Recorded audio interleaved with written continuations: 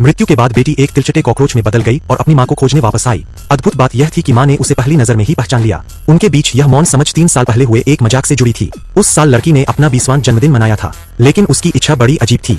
मरने के बाद वह एक तिलचटा बनकर अपनी मां के पास लौट आए ताकि वह उसे कभी अकेला महसूस न होने दे। यह बात मां और बेटी के बीच एक गुप्त संकेत बन गई थी। लेकिन यह प्यारा और भावुक दृश्य एक आग की खबर से टूट गया, क्योंकि लड़की एक फायर फाइटर थी। वह तुरंत चौकन्नी हो गई। उसने अपना जन्मदिन छोड़ दिया, फायर यूनिफॉर्म पहनी और लोगों को बचाने निकल पड़ी। तेज लपटों और धुएं के बीच उसने बड़ी मुश्किल से एक छोटे लड़के को बचाया। इसी बीच उसकी मौसी ने उससे तिजोरी निकालने की मदद मांगी।